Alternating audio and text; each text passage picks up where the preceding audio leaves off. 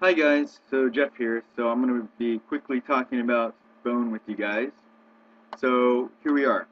Now there's a common stereotype of illustrating bone as white, or the less knowledgeable illustrators will illustrate it as white. And that is partly true. However, bone is actually a whitish pink. And that pink comes from the marrow inside the bone. And so the only way we will see bone as whitish pink is if it's freshly removed from the body or freshly in the body. So it'll look kind of like, oh my god, like that. So the color, the whitish pink, over time, once it's removed from the body, will almost immediately start to yellow. A good example is if you look at someone's teeth. When we don't see the dentist in a while, they start to yellow. So that's a good illustration of what happens with bone outside the body. So we get the whitish pink will start to yellow over time, and over many, many more years, the bone will start to darken and become brown in color, or brownish earth tone in color. And over many, many more years, it'll get even more darker, as the minerals are outside the bone replace the bone as it disintegrates, and we get fossils. So essentially, fossils are not bones, but they're like a representation of our bones after they've gone. Now, in early development, bones are made up of cartilage, and so you can see here, cartilage is much more flexible than our fully developed bones, and they're also much more transparent. Well, not by much, but you can definitely tell that there's light definitely coming through these bones, these cartilage bones, these early bones. Now, our bones are made up of a protein called collagen. Collagen makes up about 90% of our bones.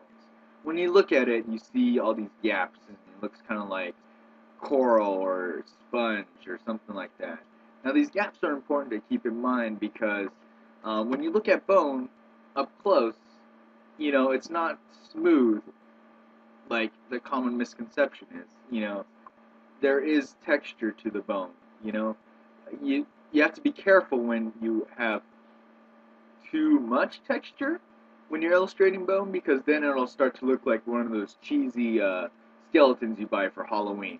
And you have to be mindful of not putting enough texture on, because then it'll start to look like the skeleton or the bone is made up of metal or ceramics.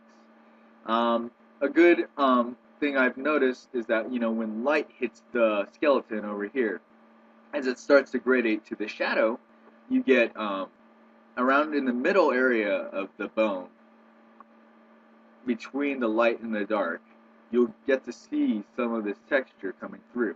That is where it's most apparent. Just a quick tip. Now the collagen over time the gaps in the collagen start to widen. And so, diseases like osteoporosis will make brittle bone. So that's when gaps widen.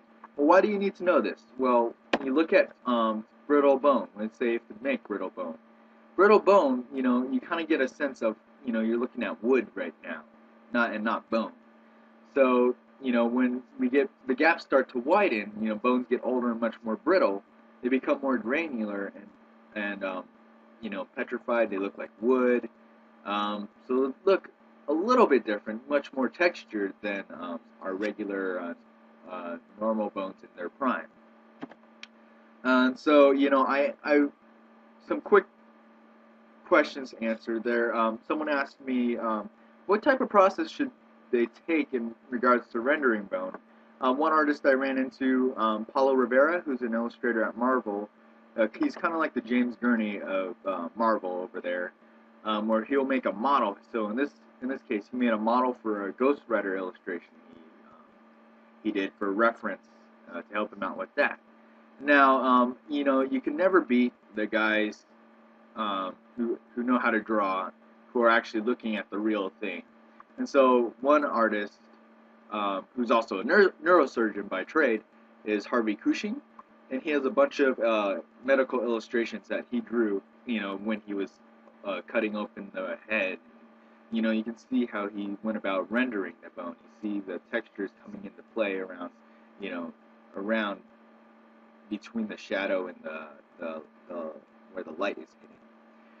So I hope this helps in jump-starting your making much more effective renderings of bone. And I thank you guys for listening, and I wish you luck on your future illustrations.